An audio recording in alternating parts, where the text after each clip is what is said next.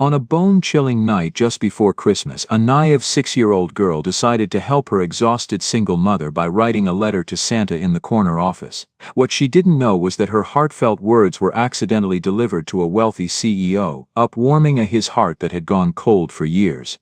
And only a few hours later, a knock sounded at her door. The Santa she'd been wishing for had arrived, carrying a Christmas gift far beyond anything any of them could have ever imagined. Before we dive deeper into this story, let us know where you're watching from, and don't forget to hype and subscribe for more heartwarming stories every day. Ashford Ridge wasn't the kind of town people talked about on postcards, but 1 week before Christmas, it looked exactly like a place where miracles were supposed to happen. Snow rolled off the green Vermont hills in slow silvery sheets, storefronts glowed with wreaths and ribbons, lights blinked along the rooftops like tiny warm heartbeats in the cold. The air carried that familiar winter mix, pine, cinnamon, and the faint smokiness of someone's old wood stove humming through the night. It was beautiful, magical, even. But not everywhere in town shared that magic. Not the run-down little wooden house on the edge of town where the wood-burning stove had given up sometime around Thanksgiving and never woke back up. That was where 6-year-old Lucy Hart sat cross-legged on the drafty wooden floor, tongue poking out just a little, gripping a red crayon like it was some kind of magic wand she hoped would change everything. Her black curls bounced every time she leaned closer to the paper. She was drawing each letter larger than the last because she wanted to make sure he could read it, whoever he really was. Across the room, her mom Marion moved quietly in the kitchenette, trying not to show how exhausted she was after another double shift at the bakery. Her black ponytail drooped over her shoulder, dusted with flour she didn't even notice anymore. She hummed under her breath, though her voice wavered every few notes from fatigue. Bills sat on the counter like little threats: rent overdue, heating oil warnings, a final notice taped to the envelope like someone shouting on paper. A small space heater struggled against the cold, blowing through the thin walls, bravely trying and failing to warm the room. "Sweetheart," Marion asked softly, "who are you writing to?" Lucy looked up as if she'd been caught performing a secret mission. Her big bright eyes flickered with excitement. "To Santa," she said. "But not the North Pole one, the one with the corner office." Marion blinked. "The what?" "The corner office Santa, the one who fixes things because he's super in charge." Lucy said this with absolute certainty because she'd overheard someone at the bakery complaining that only people in the corner office made real decisions. If people with power fixed things, then of course Santa must be one of them. Marion tried to laugh. It came out softer, sadder. "Well, tell him I hope he writes back." Lucy nodded seriously, as if signing a treaty. She bent over the paper again, and the letter came to life. "Dear Santa in the corner office, I don't want toys or candy. I want a warm house. My mommy cries when she thinks I'm asleep. She gives me the last toast even when she's hungry. She needs warm feet again. If you're real, can you help us? Love, Lucy. I am 6. She drew a tiny heart at the bottom because hearts made things stronger. She believed that. That night, after Marion fell asleep on the couch wrapped in 2 mismatched blankets, Lucy folded the letter carefully, exactly 3 times, just how her teacher taught her, and slipped it into an envelope. She wrote on the front, "Santa at the corner office, important." The next morning, the cold bit her cheeks as she and Marion walked from their little wooden house toward the bakery. Lucy spotted the shiny green mailbox outside the big glass creaky porch across the street, Sterling Holdings spelled in tall gold letters. She didn't know it was a company mail drop only. She only knew it was next to the fanciest creaky porch she had ever seen, and every fancy creaky porch had a corner office. She marched right up on her short little legs, stretched as high as she could, and dropped the letter in. It thunked loudly inside. Lucy gasped. The letter was gone forever now. Marion didn't even notice. She was too busy worrying whether their landlord would finally change the locks today. And inside that glass creaky porch, 5 floors up from the snow and the noise and the hope of a little girl, sat a corner office with lights still off. Someone would soon walk into it. Someone whose life was about to collide with Lucy's in a way neither of them could ever imagine. And it all started with that red crayon letter dropped into the wrong mailbox on a freezing December morning. The next morning at Sterling Holdings didn't begin with anything special. The office buzzed the way it always did in December. Holiday decorations taped to cubicle walls, employees juggling end-of-year reports, and that faint hum of coffee machines trying their best to keep everyone alive. But 5 floors above all that noise, the corner office still sat dim and quiet. Edward Sterling wasn't a man who rushed the mornings anymore. At 60 he moved slower, partly because of age, partly because life had carved deep grooves in him that never quite smoothed out. When he finally walked in, coat draped over one arm, the staff greeted him politely, and he returned their nods with the same distant courtesy he used every day. He wasn't rude, he wasn't cold, just hollow in a way people learned not to question. His assistant, Leah, was waiting by the door with a stack of reports balanced against her hip. "Morning, Mr. Sterling. Mail got mixed again last night. Some letters from the ground floor box ended up with us." She held out the small bundle. Edward took it without thinking. "Thank you. Just leave the quarterly summary on my desk." He said it like muscle memory, his voice flat, steady, predictable. Another regular morning, another set of numbers to bury himself in. Another day where nothing had to be felt, until he saw it. A small envelope, child-sized, crumpled edges, red crayon handwriting. Something about it made him pause, not dramatically, just a slight hitch in his breath that Leah didn't catch before she walked off. Edward stared at the envelope for a moment longer than he meant to. Red crayon letters read, "Santa at the corner office, important." He almost set it aside, almost, but something in the uneven handwriting tugged at him with a strange unwanted familiarity, and before he knew it, his thumb slid under the flap. The letter unfolded in one soft crackle, and he started reading. As he read, the room around him didn't just quiet, it disappeared. Lucy's handwriting, large and crooked, spelled out a truth so simple it felt like someone had torn open the locked door in his chest. "I don't want toys, I want a warm place for mommy so she doesn't cry. She gives me all the food even when she's hungry. Please help us if you're real. Love, Lucy. I am 6. His vision blurred before he even realized he'd stopped breathing. He read the letter again, slower this time, then a third time, as the words sank deeper, scraping places he thought had died years ago. Warm house, mommy crying, hungry, 6 years old. He felt something shift in him, like an old machine creaking to life after decades of dust. He tried clearing his throat, grounding himself, but the paper trembled slightly between his hands. Edward Sterling hadn't let himself feel in a very long time. Not since his wife Helen passed. And definitely not since the last real conversation with his son, dissolved into shouting, silence, and a slammed door 8 years earlier. He had told himself emotions were impractical, messy, disruptive, so he stopped letting them in. But this tiny letter from a freezing little girl he'd never met had just kicked down the walls he spent a lifetime creaky porch. The first image that hit him wasn't Lucy, it was his son Michael at age 7, standing in the doorway with mittens too big for his hands, saying, "Dad, I'm cold," and Edward, younger, and too busy, answering, "Use another blanket, I'm working." He swallowed hard, the memory hurt like it had sharp edges. He pushed it away, tried to at least, but the letter kept dragging it back to him. He could almost hear Helen's voice too, soft and warm. "Ed, you forget sometimes. Kids don't need perfect fathers, just present ones." He blinked, eyes stinging. He hadn't allowed himself to think of Helen's voice in years. He folded the letter once, twice, as if neat corners might help contain the emotional punch inside it. It didn't. When he lifted his head, Leah was standing in the doorway again, waiting for a signature. She froze. "Sir, are you okay?" Edward wasn't sure what she saw, maybe the redness around his eyes, or the way he gripped the letter like it might slip away. He gave the smallest nod. "Just give me a moment." Leah backed out silently. Edward stood and walked to the window overlooking Ashford Ridge. Snow drifted slowly from the sky, brushing against the glass like tiny reminders of everything he'd ignored, everything he'd missed, everything he'd lost by being too rigid, too afraid, too hurt to try again. He pressed the letter against the window gently, almost like he needed the cold behind it to steady him.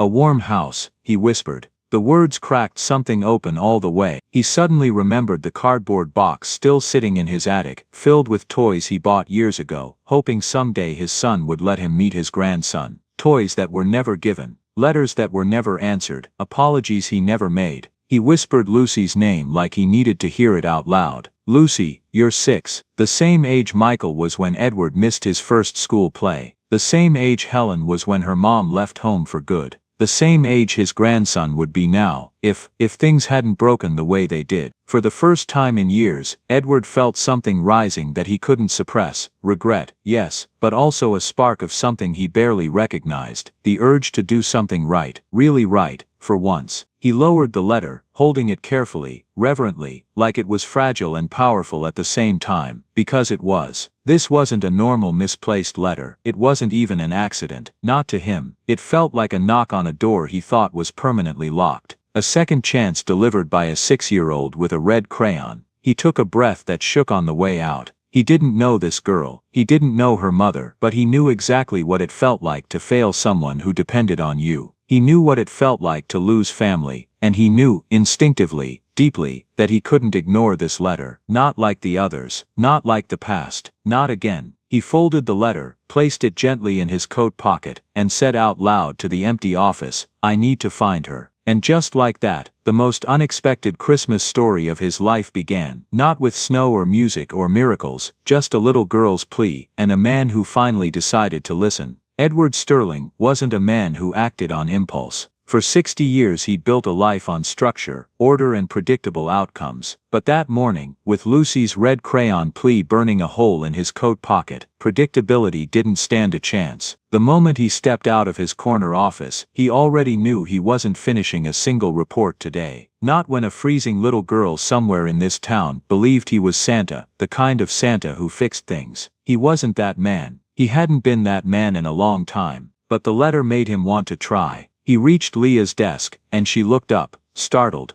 Edward never came out once he went in. Not before noon, not in December. "Leah," he said, voice rough from whatever storm was still happening in his chest. "I need your help." Leah blinked, scanning his face like she was trying to figure out if this was some kind of test. "My help? With what?" she asked carefully. He set the envelope on her desk, sliding it toward her like it was evidence in a case he was reopening after decades. "I need to find the child who wrote this." Leah read the letter silently, her expression softened immediately, then tightened with worry. "There's barely anything to go off, just a smudged pencil mark on the back, and his street name, but no number." "It's enough," Edward said. "Start with the street. There can't be many creaky ports with mailboxes accessible to a 6-year-old. Leah expected him to delegate the task and forget about it, like every other time something emotional tugged at him. Instead, he stood there waiting, determined. She opened a map on her screen. "There's only one residence out there, a small run-down wooden house near the tree line, registered to a single mother with a young child." She paused. Not the good side of town. Edward knew exactly what that meant. Lower income, poor heating,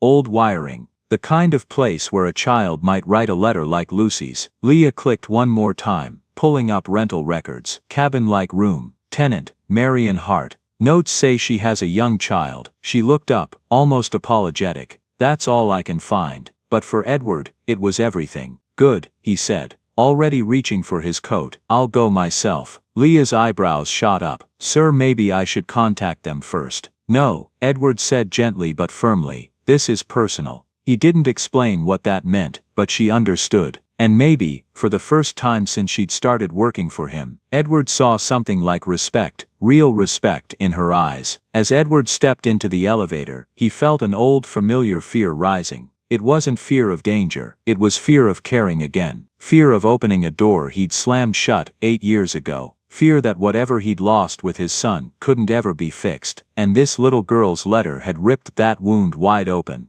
But he still pressed the lobby button. Still walked outside into the cold, still headed for his car with a determination that didn't feel borrowed from logic or habit. It felt human, painfully human, in a way he hadn't been in so long. The drive across town was short but unnervingly quiet, the kind of quiet that magnifies every thought you try to outrun. Snow dusted the windshield, soft and slow, like the town itself was watching what he would do next. When he reached Briarwood Lane, the contrast hit him instantly. Sterling Holdings was polished glass and warm lighting. Briarwood Lane was chipped paint, a flickering thin drafty walls bulb, and a cold wind slipping through cracks in the siding. The porch steps creaked under his boots. The wood siding was warped, paint peeling, cold air slipping through every crack. It wasn't unsafe, but it carried the weary look of a place that fought a losing battle with winter every year. Edward hesitated outside the door. What was he even going to say? Hello, your daughter wrote to Santa, and I'm here to what? Help. He wasn't used to sounding unsure, but the memory of Lucy's handwriting steadied him. He knocked, soft at first, then firmer. On the other side, footsteps shuffled, careful and wary. The lock clicked, and the door opened just enough for a woman to appear. Tired eyes, flour, still dusting the sleeves of her jacket, hair pulled back in a messy bun. Marion Hart. She looked at him like she was already bracing for bad news. Can I help you? She asked, voice cautious. Edward cleared his throat.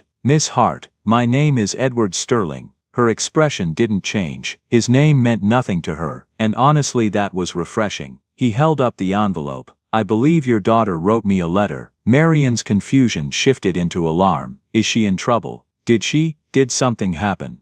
Before Edward could answer, a small voice from behind her cut in. Mommy, is that him? Lucy peeked out from behind her mother's leg, eyes widening at the sight of the envelope in Edward's hand. You're Santa, she said, not loudly, but with such certainty, it hit Edward harder than he expected. Marion turned, stunned. Lucy, what are you talking about? Lucy marched forward 2 determined steps. That's my letter. I know it is. She pointed at Edward like she was identifying someone in a lineup. For the first time in years, Edward laughed, not a full laugh, but a soft, disbelieving sound that felt like something unclenched inside him. I suppose I am Santa today. Marion's shoulders softened just slightly, not trusting yet, but no longer afraid. She opened the door wider. You'd better come in then, she said quietly. And as Edward stepped inside that cold little wooden house, something shifted, not dramatic, not loud, but real. The world he'd locked himself out of for years cracked open a little, just enough for one small girl, just enough for hope, just enough for the story to truly begin. Edward stepped into the little wooden house slowly, almost cautiously, like he didn't want to disturb the fragile warmth inside. The little wooden house was cramped, the kind where everything felt worn but loved. A tiny artificial tree stood in the corner, decorated with exactly 3 ornaments, 1 mismatched bauble, 1 paper star, and 1 cotton ball snowman. Lucy had clearly made at school. The space heater hummed loudly near the old window, trying its hardest to pretend it was a real heater. Marion closed the door behind them, her hand lingering on the knob as if she wasn't sure she should have invited him in at all. She kept her voice steady. You said she wrote you a letter. I'm still trying to understand why that letter ever ended up with you. Edward held the envelope carefully, like it was something fragile. It landed in one of our internal mailboxes by mistake. My assistant handed it to me during a meeting. I couldn't ignore it. Marion stared at him for a second too long, suspicion flickering across her face. Well, she said quietly, we don't need charity. Lucy popped up in front of them before Marion could finish the sentence, moving with the speed of a kid who already made up her mind. Mommy, he came because he heard me. Santa always hears me. The way she said it, confident, believing completely, hit Edward in the chest like a gentle punch. It was the kind of faith he hadn't seen since his own son used to wait for him at the window with drawings and questions and hopes that once felt endless. Edward crouched down so he could meet Lucy at her height. Hello Lucy, he said, and his voice came out softer than he intended. I got your letter. She looked up at him like she was inspecting him, squinting a little, assessing the wrinkles, the tired eyes, the gray at his temples. Then she nodded with total seriousness. I knew you'd come. Marion pressed her hand to her forehead. Lucy, for heaven's sake, he's not actually. It's all right, Edward said gently, standing again. Santa can look like anyone. Lucy gasped dramatically. I knew it. Marion sighed, but there was the smallest hint of a smile tugging at her lips, just a little, but real. Edward felt something loosen inside his chest, something he hadn't felt in a long time. The sense that he wasn't intruding, he was needed. Can I see what you're coloring? He asked. Lucy grabbed his hand instantly and tugged him toward the little carpet in the center of the room. Marion stiffened at the sight of her daughter pulling a stranger, but she didn't stop her. Not yet. Edward sat on the floor beside Lucy while she spread her papers like treasure maps. Each drawing was chaotic and joyful. Tiny houses, stick figure moms and daughters, snowmen, and something that looked like a dog but also could have been a cloud with legs. This one's our house, Lucy said, holding up a picture with shaky lines. That's Mommy, that's me, and that's the cold. She pointed to the blue scribbles, drawn right over the windows. Edward felt his throat tighten. She had literally drawn the cold.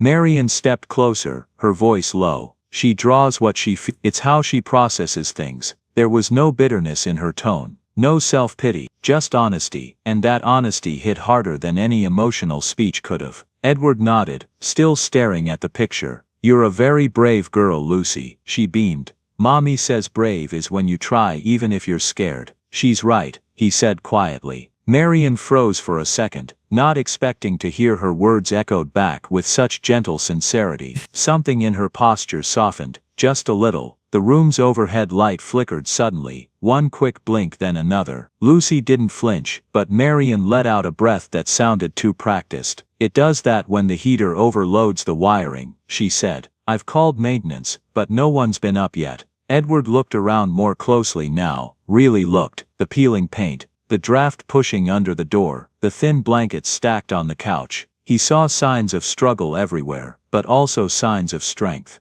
They were fighting to stay warm, fighting to stay together, fighting to stay hopeful. And a 6-year-old girl wrote a letter to a stranger because she believed someone out there might listen. For the first time in a long time, Edward felt anger, not at them, but at himself, at the world, at how easily people slipped through the cracks while he sat in a temperature-controlled office. Lucy suddenly tapped his knee. Santa, she whispered, leaning close like she was telling a secret. Are you here to help us? Edward didn't answer right away. Marian tensed again, ready to pull Lucy back if this got out of hand. But then Edward spoke in a voice that was steady, honest, and shockingly, even to himself, full of something like promise. I'm here, he said, because your letter reminded me what it means to do the right thing. Marian's eyes widened ever so slightly, not trusting, but listening. Lucy nodded once, satisfied. Good, she said. Mommy needs someone to help fix things. She does everything, but she can't fix all the cold. The heater hummed louder, straining.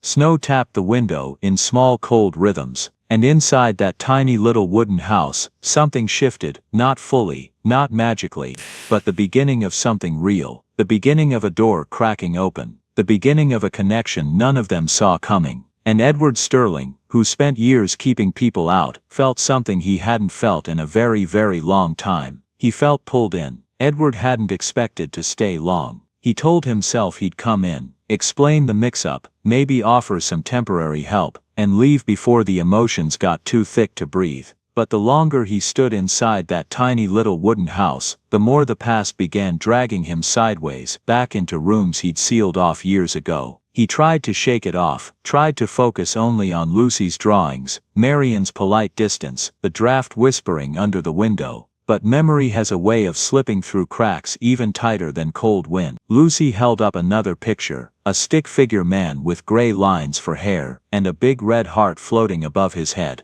This one's you, she announced proudly. I made it after Mommy said corner office people always look serious. Edward blinked at the picture, and something inside him twitched. The drawing looked almost exactly like one his son Michael had made at the same age. Same crooked arms, same too big smile, same heart that was meant to say, please see me, please don't forget me. He cleared his throat, but the sound came out softer, weaker than he wanted. It's very good, Lucy, she grinned. Marian watched them from the kitchen counter, arms folded in a half-defensive, half-exhausted stance, but there was a small flicker of something else in her expression now, maybe curiosity, maybe concern, maybe wondering why a 60-year-old CEO looked like he'd just been hit by a ghost. Edward shook himself. He needed perspective, needed air, needed to stop letting his mind trail into old wounds, but the little wooden house kept giving him reminders. There was a tiny coat hanging on a hook by the door, pink puffy, a little worn at the elbows, and instantly, unexpectedly, he saw a blue one,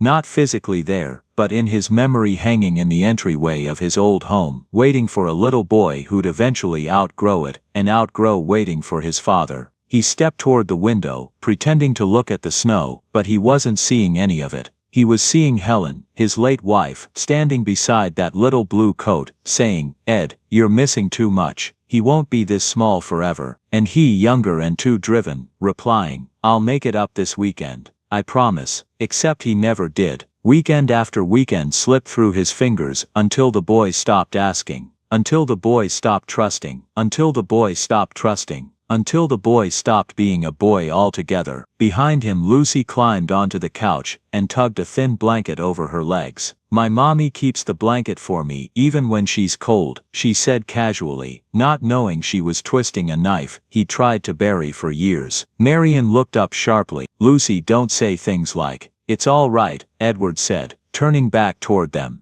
Kids tell the truth better than adults. Marian's eyes softened, but only by a fraction. Truth doesn't pay rent, she said. She meant it as a joke, but it landed heavier than either of them expected. The room fell quiet for a moment. Then Lucy reached under the couch cushion and pulled out a stuffed animal, a floppy-eared rabbit, missing one button eye. "This is Mr. Thump," she declared proudly. "Mommy fixed him 4 times already." Edward stared at the rabbit, and just like that, another memory surged. He once fixed a broken toy truck for Michael on a night when he finally came home early. His son had looked at him like he'd hung the moon, and that tiny spark of joy, so pure, so simple, was something Edward hadn't allowed himself to remember. But in Lucy's smile, he saw it again. That warmth, that trust, that open, unguarded belief kids have before the world teaches them caution. He sat down slowly in the small armchair, feeling the weight of every lost year pressing against his ribs. "Lucy," he said gently, "you're very lucky to have a mom who takes care of you like that."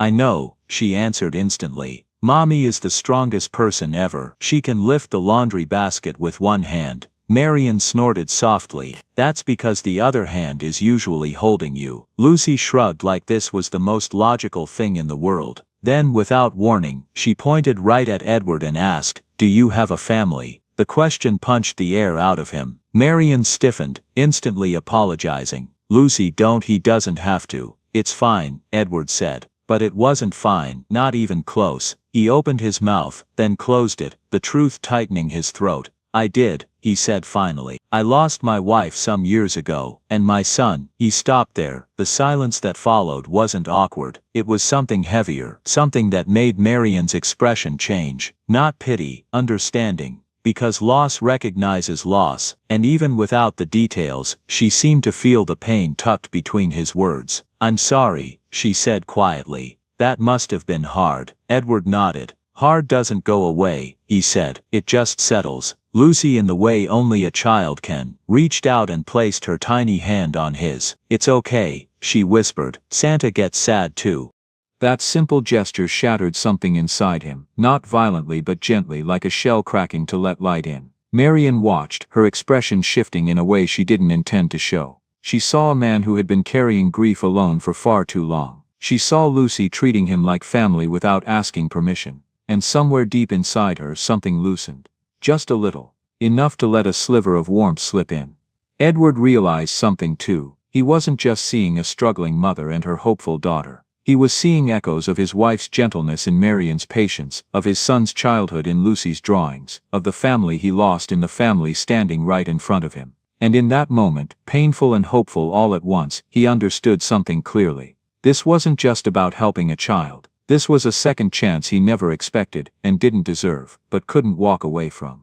Not now. Not after this. Not after seeing what he saw. Edward didn't plan the invitation. It rose inside him naturally, the way a warm breath fogs a cold window, quiet, instinctive, undeniable. One minute he was watching Lucy arrange her crayons into a perfect rainbow line, and the next he realized how cold the little wooden house felt when her little hands stopped moving. The heater buzzed harder, pushing warm air that barely grazed the room before fading into nothing. Marian rubbed her arms without realizing it, her breath just faintly visible near the window. Something inside him snapped, not in anger but in a kind of protective urgency he hadn't felt in years. He stood before he even thought about it. "Marian," he said, and his voice carried a steadiness that made her straighten instinctively. "I can help with the heating situation." Marian bristled instantly. "We're not," but he lifted a hand gently, not to shush her, just to ask for a second of space. "I know you don't want charity. And I respect that. But this isn't charity, it's a practical solution." She hesitated, torn between pride and exhaustion. "What kind of solution?" Edward took a breath, choosing each word with the careful precision of someone terrified of overstepping. "I have a guest house on my property. It's empty most winters. It's warm, safe and private. You and Lucy could stay there until the cold settles. Marian's expression froze, not shocked in a dramatic way but in the wounded, wary way of someone who's had every offer in her life come with strings attached. "You're inviting us to live on your estate," she said slowly. "Temporarily," he added quickly. "On your terms. Not mine." Lucy lit up instantly. "A guest house," she squeaked, eyes widening like she'd just spotted Santa's sleigh itself. "Like a tiny little castle, with hot cocoa." Edward smiled before he could stop himself. "If you want cocoa, I'll make sure you get cocoa." Marian swallowed hard. She wasn't a woman who said yes easily. She'd built her life on doing things alone, because doing things alone meant no one could disappoint you. No one could leave. No one could break something you were barely keeping together. But then she glanced at Lucy, her cold reddened cheeks, the thin leggings she'd outgrown but still wore, the hopeful way she bounced on her toes. And something inside her cracked just a little. Not enough to break, but enough to let in the smallest sliver of possibility. "Just for a few days," she asked quietly. "Just until things warm up." "Just a few days," Edward agreed immediately. "And only if it makes things easier for you." Marian searched his face, looking for hidden motives, false kindness, anything that hinted at danger. But all she found were tired eyes and a man who looked like he carried more regret than pride. A man who strangely seemed to need this as much as they did. "Okay," she whispered. "We'll try it." Lucy shrieked with joy and sprinted across the little wooden house to hug Edward's leg like she'd just been reunited with a long-lost relative. "We're going to Santa's other house." Edward let out a startled laugh, quiet, shaky but real. Marian covered her face with one hand. "Lucy, please, he's not Santa." "He is," Lucy insisted, "because no one else heard my letter." Edward swallowed hard. That one sentence pressed deep into his chest, warming places he thought were permanently frozen. They packed quickly. Marian moved through the little wooden house with a mix of urgency and embarrassment, grabbing clothes, Lucy's stuffed rabbit, a stack of carefully folded blankets she refused to leave behind. "You don't have to rush," Edward said gently. She didn't answer. She was rushing because if she slowed down her courage might disappear. Old fear and new hope battled in her eyes the whole time. When they stepped outside, the cold hit them like a wall. Lucy's small hand clamped around Edward's without hesitation, and for a moment he saw not Lucy but Michael at the same age, running toward him after school, reaching for his hand before he stopped reaching altogether. His throat tightened, but he didn't pull away. Marian locked the little wooden house door, pausing at the sight of a thin eviction notice tucked slightly behind the frame. She quickly plucked it free before Edward could see it, stuffing it into her coat pocket with shaking fingers. He didn't notice, but Lucy did. And the look she gave her mother, a mix of understanding and fear, told a story neither of them spoke aloud. The drive to the estate was quiet at first, but not awkward. Lucy pressed her face against the window, gasping at every passing snowflake. Marian sat stiffly in the front seat, hands locked in her lap, the glow of the dashboard reflecting the hesitation in her eyes. When the Sterling estate came into view, Marian inhaled sharply. It wasn't a mansion dripping in wealth, it was something gentler, older, with tall pine trees lining the driveway and warm yellow lights glowing through the windows like lanterns guiding travelers home. The guest house sat slightly behind the main house, wrapped in ivy and framed by snow-covered evergreens. "It looks like magic," Lucy breathed. Marian shot Edward a look that was equal parts awe and disbelief. "You said guest house," she whispered.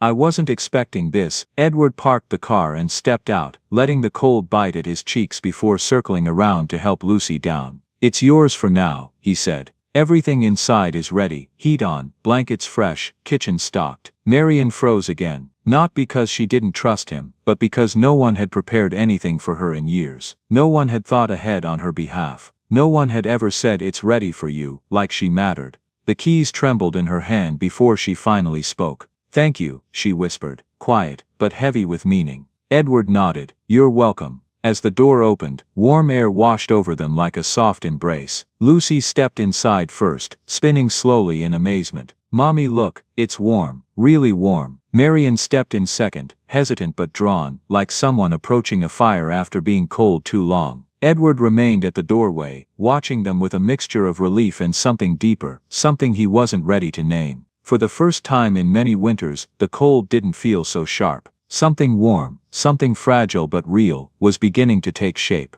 A new hope, a tiny spark, a second chance breathing softly in the glow of a guest house light. The days at the guest house flowed with a kind of gentle rhythm none of them expected. Snow kept falling over Ashford Ridge, covering the world in quiet white layers, but inside the guest house, heat and laughter finally pushed the cold out. Marian cooked simple meals that filled the rooms with soft homey smells, and Lucy, unstoppable, bright, curious, treated the place like an enchanted cabin that Santa himself had gifted her. Edward visited often, never unannounced, but never distant, always bringing something small, firewood, a box of cookies, or a set of colored pencils. Lucy gasped at like they were diamonds. Everything felt warm, not perfect, not permanent, but warm. Until the knock came. It happened on a late afternoon when the sky was turning that soft purple right before nightfall. Marian was folding laundry by the fireplace. Lucy was sitting cross-legged on the rug drawing a picture of the guest house, complete with a snowman wearing sunglasses for reasons she didn't bother explaining. Edward had just stepped in with 2 grocery bags when the pounding hit the door, sharp, fast, nothing like the gentle knocks Edward always used. Marian froze instantly, the kind of freeze that came from years of expecting bad news. Lucy looked up, startled. Edward set the grocery bags down slowly, a strange tightness forming in his chest. He wasn't expecting anyone, and no one ever came out here uninvited. Marian stood, breath hitching. Who would that be? Edward opened the door. A man stood in the doorway, maybe mid-30s, bundled in a heavy coat, dusted with snow. He looked tired, drained, like someone who hadn't slept in days. His jaw tightened when he saw Edward. "So it's true," the man said. "You're actually here." Edward blinked, the world tilting. He knew that voice. He hadn't heard it in 8 years, but memory doesn't forget your child's voice even after it grows up. "Michael," Edward whispered. Marian's eyes snapped to Edward, realization sparking in her face. Lucy grabbed her mother's hand, sensing the sudden drop in the room's temperature even though the fire was still burning. Michael stepped inside without waiting for permission. "I went to your office," he said, his tone cutting but trembling. "They told me you've been spending time here, with them." His eyes flicked toward Marian and Lucy, not unkind, but confused, hurt, protective. "I had to see it for myself." Edward's hands shook slightly. "How did you find me?" "You own half the town," Michael replied. It wasn't hard. Marian swallowed, stepping between Lucy and the tension in the room. "Do you want us to step outside?" she asked quietly, instinctively shielding her daughter. "No," Michael said quickly. "I didn't come to cause trouble. He exhaled shakily, rubbing his forehead. "I came because something felt wrong. Or right, I don't know." Edward had imagined this moment for years, his son showing up, angry, or forgiving, or anything in between, but now that it was here, the words lodged in his throat like stones. "I'm sorry," Edward finally managed. "For everything." Michael didn't answer right away. Instead, his attention drifted toward Lucy, who peeked out from behind Marian's leg like a cautious kitten. Something in his expression softened.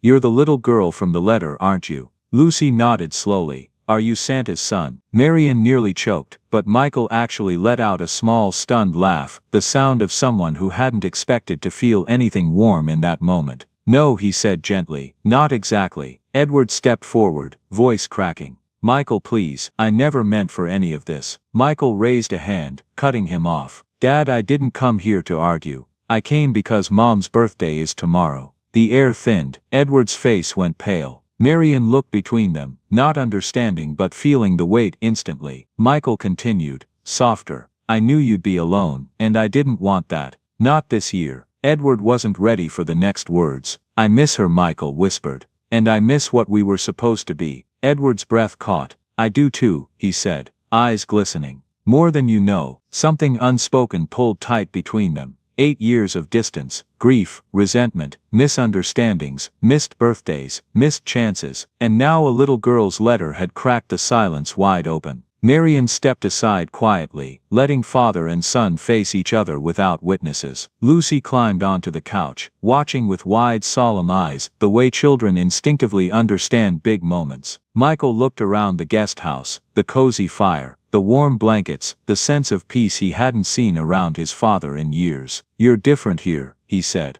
Calmer, softer. His voice shook slightly.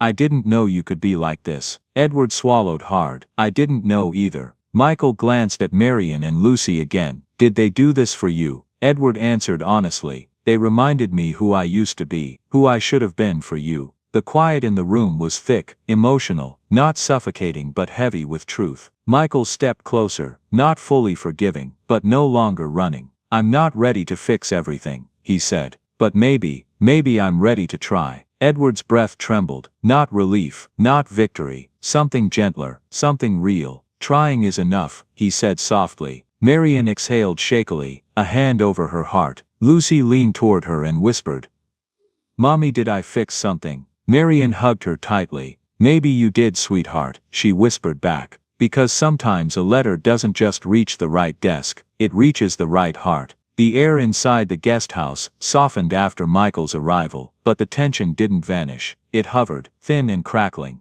especially around Marian. She moved gently, almost carefully, like someone walking through a room filled with memories she didn't belong to. For the first time since arriving at the estate, she felt out of place, not because of Edward, but because of the unexpected reunion unfolding right in front of her. She kept replaying the scene over and over, the son she didn't know existed, stepping through the door, the shock on Edward's face, the undercurrent of old hurt coursing between them. She knew enough about pain to recognize the depth in theirs. Edward noticed her silence. He'd always been observant, not the nosy kind, but the quiet watcher type, the kind who saw the way someone's hands trembled, even when their voice didn't. And tonight, Marian's hands trembled constantly. He approached her after Michael stepped outside to take a call. "I'm sorry," Edward said gently. "You didn't sign up to be in the middle of all that." Marian forced a small smile. "You don't owe me an apology. Family is complicated." He nodded once, more than I'd like to admit, but something in his tone made her glance up. The sadness in his eyes wasn't sharp, it was worn down, softened, like a bruise that had been there too long. She wanted to say something comforting. Instead, she said nothing. Lucy climbed into Edward's lap without hesitation, tiny arms wrapping around him like he'd always been part of her world. "Are you okay, Santa?" she whispered. Edward's breath caught in his throat. "I think I am," he said softly. For the first time in a long while, Marian watched that interaction with emotions she couldn't name. Gratitude, maybe, or guilt, or something warmer she didn't dare examine. Michael soon returned, leaning against the doorframe, arms crossed. "Dad," he said, voice steady but cautious, "can we talk outside?" Edward nodded and followed him out into the snowy yard. Marian stood by the window, watching father and son walk down the path under the warm glow of pine-wrapped lights. She didn't want to eavesdrop, but every step they took looked heavy. Outside, the snow muffled everything except the truth sitting between them. "You look different," Michael admitted, happier, less corporate. Edward cracked a small smile. "That's one way to say it." Michael shoved his hands into his pockets. "I came here thinking you'd replaced us, that maybe you found some new family to fill the gap." Edward's eyes widened. "What?" "Michael, no, I know," Michael said quickly, shaking his head. "I know that now, but that's why I panicked. I didn't expect to see you with them. And then I saw how gentle you were with Lucy and it confused me, because I never got that version of you." Edward closed his eyes for a moment, the words hitting harder than he was prepared for. "You're right," he said quietly. "You didn't, and that's my biggest regret." Michael's voice cracked. "I used to think I wasn't enough, that you worked so much because I wasn't worth coming home to." The sentence slipped into the air like a confession carved straight from an old wound. Edward stepped closer, no hesitation. "You were enough," he said, voice trembling. "I just wasn't the father you needed, and I can't fix those years, but I want to fix what's left." Snow continued falling around them, soft and silent, like the world was holding its breath. Inside the guest house, Lucy watched from the window, her little eyebrows pinched together. "Mommy," she whispered, tugging Marian's sleeve, "are they going to stop being sad?" Marian brushed Lucy's hair. "I hope so, sweetheart. Can we help them?" Lucy asked. "We helped the heater. We can help this too." Before Marian could stop her, Lucy ran to the door, shoved her boots on, and burst outside like a snowball with a mission. She barreled right between the two men and grabbed both their hands. "Nobody's allowed to be sad on Santa's porch," she declared, with full 6-year-old authority. Edward let out a startled laugh. Michael, caught off guard, looked down at the tiny girl holding his hand like they'd known each other for years. Marian ran out, mortified. "Lucy, you can't just..." "It's okay," Michael cut in, kneeling to her height. You're right, Santa's porch should be a happy place. Lucy nodded solemnly. Then you and Santa need to hug. Hugs fix things. Marian almost fainted from embarrassment. But Edward and Michael looked at each other in that frozen moment, something fragile and raw balancing between them. Slowly, cautiously, Michael stood and stepped forward. Edward didn't move away. Their hug wasn't dramatic, it wasn't cinematic, but it was real, shaking, quiet, full of words neither of them could say out loud yet. Marian put a hand over her mouth. Lucy grinned like she'd just saved Christmas. When they finally walked back inside, something had shifted, not fully healed, but unlocked. Michael glanced around the guest house again. "Mom," he said softly, out of nowhere. Edward stiffened. Marian blinked. Michael pointed toward a small framed photo on the mantel. Edward's late wife, smiling in the sun. "Tomorrow's her birthday,"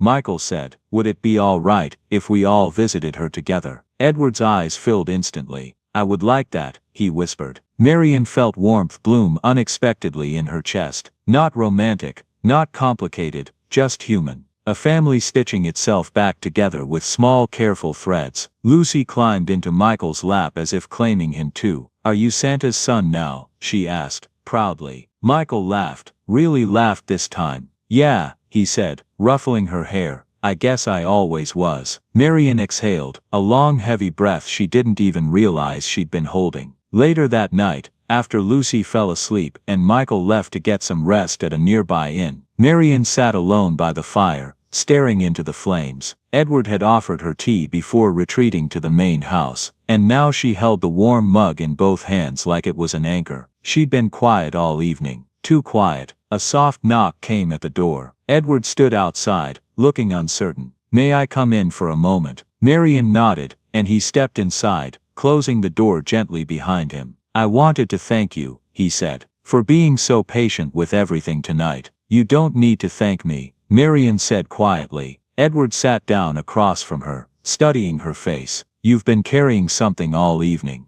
I can see it." Marian looked down at her tea, her jaw tightening. For a long moment, she didn't speak. When she finally did, her voice was barely above a whisper. "I used to have dreams too, you know." Edward leaned forward slightly, listening. "Before Lucy was born," she continued, "I was working toward my culinary degree. I wanted to open a small cafe, nothing fancy, just a place where people felt warm, safe, like they mattered."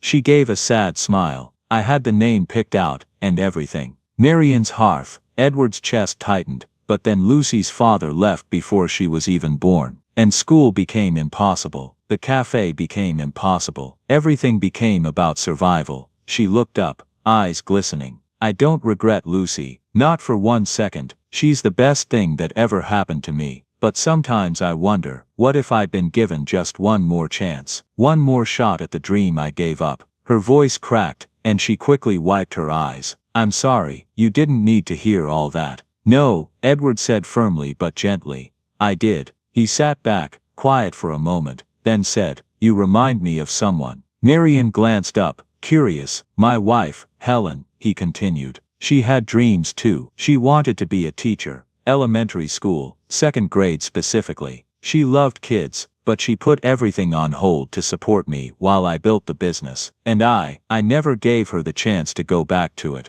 I always said next year, or when things settled down. But next year never came." His voice broke slightly. "She died without ever getting her classroom." Marian's breath caught. "So when I see you," Edward said, looking directly at her, "sacrificing everything for Lucy, working yourself to exhaustion, putting your dreams in a box you think you'll never open again. I see Helen, and I see all the chances I didn't give her." Tears slipped down Marian's cheeks.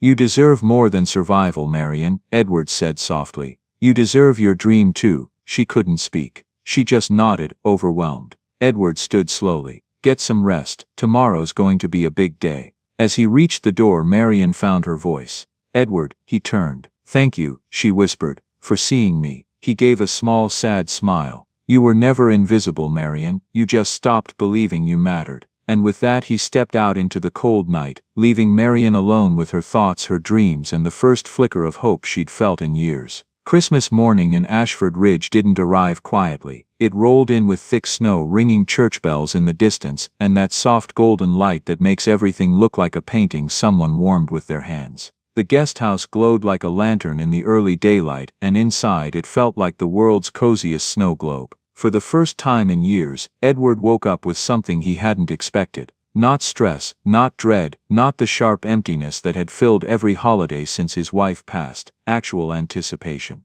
The kind that made him move faster, breathe deeper, almost forget his age for a second. He stepped out of his main house, holding a small wrapped box under his coat as snow crunched beneath his boots. He felt ridiculous, 60 years old and practically nervous. But nervous in a way that felt good, like the air just before a surprise. When he pushed open the guest house door, warmth washed over him. Marion was standing by the stove flipping pancakes, hair tied back, cheeks pink from the heat. Lucy was dancing around the living room in fuzzy red socks, shaking a jingle bell like she was the conductor of Christmas itself. And Michael, tall, tired but softer these days, was helping her assemble a tiny toy train she'd gotten from a thrift store 2 years ago but never learned to fix. The scene hit Edward hard. Not painful, not overwhelming, just perfectly, quietly full. Marion looked up and gave him a smile, small, warm, natural, like she'd known him forever. "Merry Christmas, Edward," she said. "Breakfast is almost ready." Lucy barreled into him.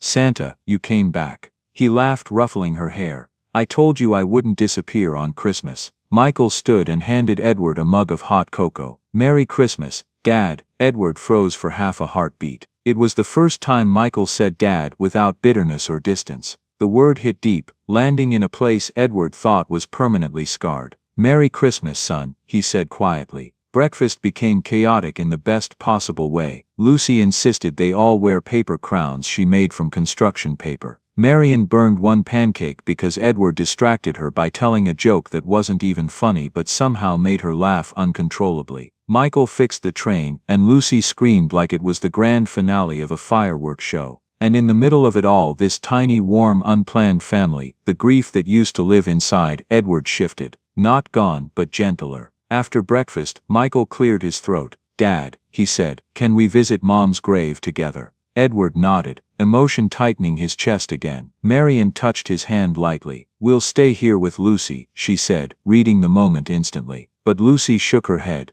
"No," she whispered. "I want to go too." Nobody expected that. Marion knelt to face her daughter. "Sweetheart, this is something very personal for them." But Lucy held her ground with the seriousness of someone far older. "She's part of their family," Lucy said. "But they're part of ours now, so we should all go." Edward's breath caught. Marion blinked back a shock of emotion. "And Michael?" Michael nodded first. "She can come," he whispered. The cemetery was quiet, blanketed in fresh snow that muffled every sound. Edward brushed the snow off the gravestone with careful, almost reverent hands. His wife's name appeared, simple, elegant, carved in stone but alive in their memories. Michael placed a small bouquet down. Edward added a pine cone wreath he'd made himself the night before, hands shaking the whole time. Without anyone telling her, Lucy stepped forward and placed her hand gently on the stone. "Hi," she whispered. "I'm Lucy. I hope you like Christmas. We're taking care of your family. They're really good." Marion covered her mouth, tears fighting to escape.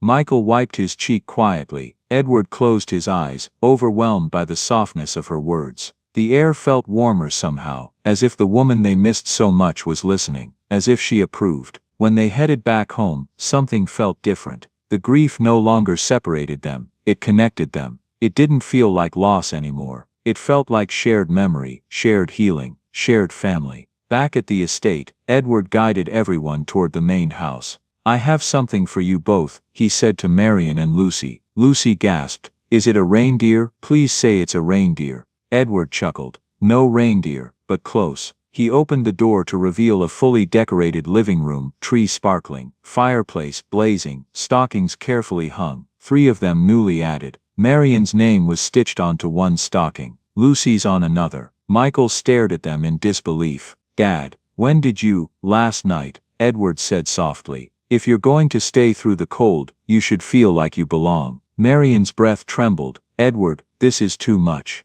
"No," he said. "It's exactly enough." Lucy dove onto the couch like she'd just entered a castle. Michael put an arm around his father's shoulder, hesitant at first, then firmer. Marian walked slowly to the fireplace and touched the stocking with her name, like she was verifying it was real. Edward had one more surprise. "Lucy," he said, kneeling beside her, pulling out the small wrapped box he'd carried over earlier. "This is for you." She tore it open instantly. Inside was a small silver locket shaped like a snowflake. But what mattered wasn't the locket, it was the tiny folded picture inside. A picture of the four of them from 2 days ago, taken when Lucy dragged them into a group hug in the snow. "It's our family picture." Lucy squealed. Edward coughed to hide the emotion in his throat. If you want to think of it that way," he said. Lucy didn't hesitate. "It is our family." Marian met Edward's eyes, and for once she didn't look afraid, or out of place, or overwhelmed. She looked home.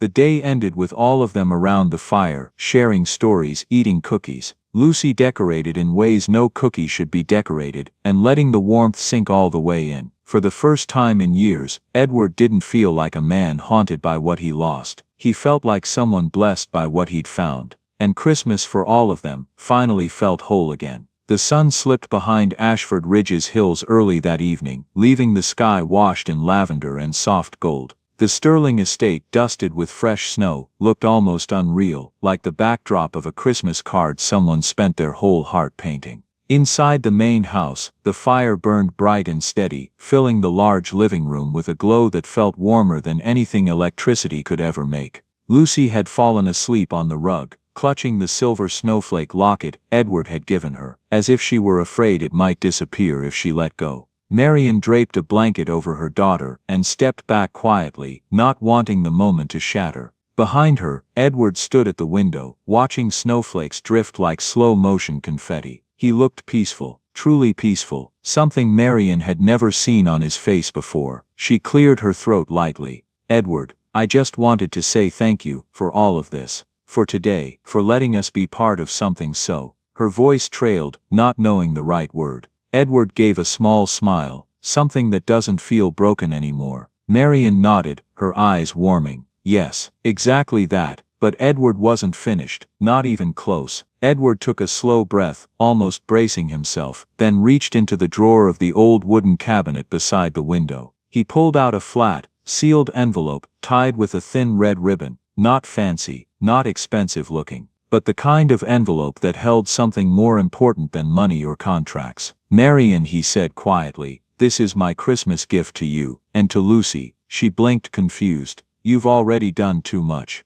"I know," he said with a soft laugh, "but this isn't the same kind of gift. Just open it when you're ready." She hesitated, then untied the ribbon and opened the envelope. Her breath caught. Inside was a deed, a property deed, for a little storefront on Maple Bend Street. The old bakery space she walked by every time she finished her shift downtown. The one with the faded yellow awning she always glanced at but never admitted out loud she dreamed about. The title read, Marian's Hearth, Bakery and Coffee House. Her knees almost buckled. "Edward, what is this?" "It's yours," he said simply. "A place to start the dream you gave up. A place you and Lucy can build something that's actually yours." She stared at him, speechless. But Edward wasn't done. He pulled out a second paper from the envelope. A simple handwritten agreement signed by both Edward and Michael. At the top, family partnership contract. He explained gently, "Michael will oversee the renovation with my team. I'll help fund it until it stands on its own. But the business, every recipe, every decision, that's all you. And Lucy gets to be official cookie tester, apparently." From across the room Michael gave a sheepish shrug. "She insisted," he said, very seriously. Marian pressed a hand to her mouth. Tears filled her eyes before she could stop them.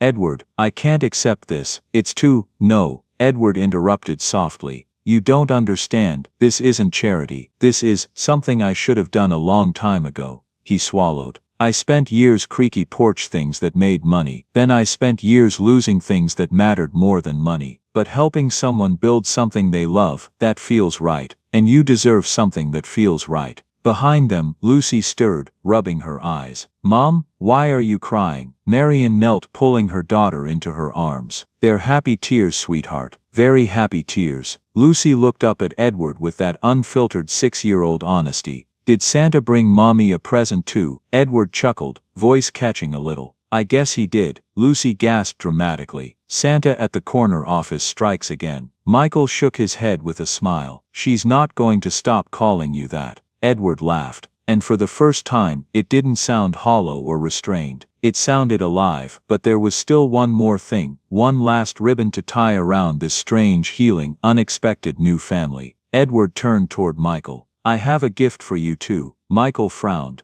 Dad, no, you really don't need to. This one isn't something you can touch, Edward said. It's something I should have said years ago. He stepped closer, his voice steady but thick with emotion. I'm sorry, Michael, for all the years I treated grief like a job, for shutting you out, for drowning in silence and dragging you into it with me. You didn't deserve that. You deserved a father who fought to stay connected, and I didn't fight at all. Michael blinked hard, jaw clenching. Dad, Edward continued, I'm not asking you to forget those years, but I'm asking for a chance to make better ones. Michael inhaled sharply, and then slow, trembling, honest. He stepped forward and hugged his father. A real hug, not stiff, not forced, a hug years overdue. Marian turned away slightly, giving them a moment, wiping her cheeks in silence. Even Lucy stood still, watching with awe instead of her usual bouncing enthusiasm. When the two men finally pulled apart, both were smiling through tears. Edward exhaled. All right, that's my gift. Michael shook his head. No, that's ours, both of us. They settled back around the fire. Marian and Lucy curled on the couch. Michael sank into the chair beside them, and Edward sat across from all of them, taking in the sight, like it was the final scene of a movie he never thought he'd get to see. The flames crackled softly, snow drifted past the windows. No one rushed, no one worried, no one felt like an outsider anymore. It was quiet, it was whole, it was family. And as the night deepened, Edward whispered almost to himself, This is the best Christmas I've had in decades. Lucy heard him and grinned sleepily. It's because you didn't ask for toys, just love. And Santa always brings the right thing.